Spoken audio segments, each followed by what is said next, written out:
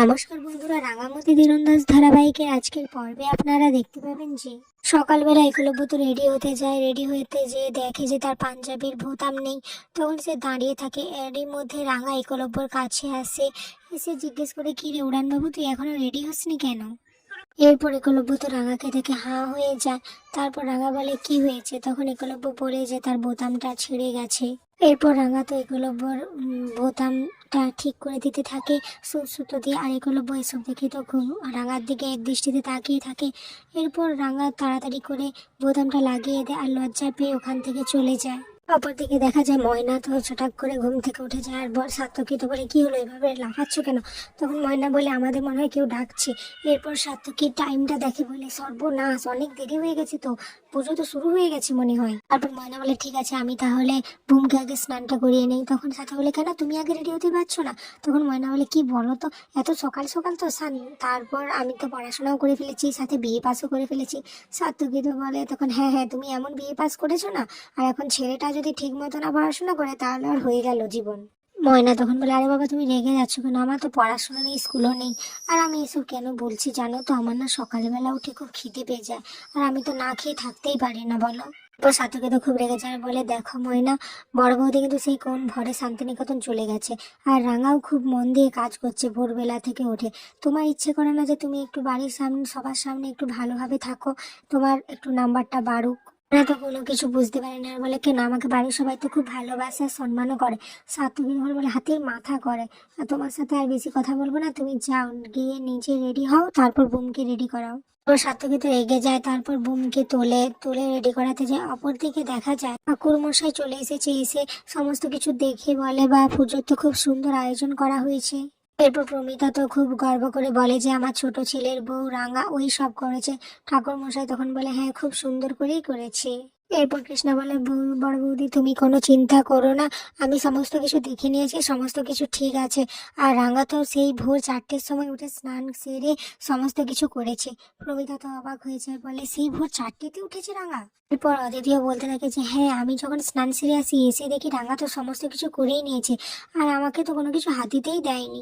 তারপর সেই সময় রাঙাও চলে আসে, আর হ্যাঁ, আস্তে আস্তে বলে, এই আমার নামে তোরা কি বলছিস রে, মা সরস্বতী কিন্তু পাপ দেবে। তখন অদিতি বলছে, বেশ করেছি বলেছি, দিক না মা সরস্বতী পাপ। এদিকে নবারুণরাও তো সবাই রেডি হয়ে নিচে চলে আসে। এরপর একে একে তো সবাই চলে আসে। তারপর প্রমিতা নবারুণকে বলে, সবই ঠিক আছে, কিন্তু আমার একটু খারাপ লাগছে যে বৃন্দা নেই। তখন নবারুণ বলে, হ্যাঁ, তা তো লাগছে, কিন্তু একদিকে ভালো হয়েছে, ও শান্তিনিকেতনে গিয়েছে, আর ওখান থেকে ও তো ফোন করবে বলেছে। তখন রাঙা বলে, হ্যাঁ, বড় বৌদি ফোন করবে বলেছে, ভিডিও কল। এরপর ঠাকুর মশাই পুজো শুরু করতে যাবে, তখনই আহিরি আসে। আহিরি এসে বলে, ও পুজো শুরু হয়ে গেছে, আমি একটু লেট করে ফেলেছি। তারপর প্রমিতা তো আহিরিকে দেখে বলে, আহিরি, তুমি এখানে অঞ্জলি দেবে? এরপর প্রমিতা বলে, ঠিক আছে, তুমি তাহলে ওখানে গিয়ে বসো। এরপর আহিরি একলব্য আর রাঙার মাঝে যেয়ে বসে পড়ে। এতে তো প্রমিতারও খারাপ লাগে আর রাঙারও খারাপ লাগে, কিন্তু কেউ কিছু বলে না। এরপর ঠাকুরমশাই সবাইকে ফুল দিতে থাকে পুষ্পাঞ্জলি দেওয়ার জন্য। এরপর দেখে রাঙা যেই একলব্যকে ফুল দিতে যাবে, তখনই রাঙা দেখে আহিরি একলব্যকে ফুল দিয়ে দিয়েছে। এতে রাঙার কিছুটা খারাপ লাগে। রাঙা তখন মনে মনে ভাবে, আমি খুব বোকা রে মা সরস্বতী, উড়ানবাবু তো আহিরি দিদিভাইয়ের হাত থেকেই ফুলটা নেবে, আর আমি আমি কোন অধিকারে ওনাকে ফুল দিতে যাচ্ছি। এদিকে একলব্যরও খুব খারাপ লাগে, ও রাঙার দিকে তাকিয়ে থাকে।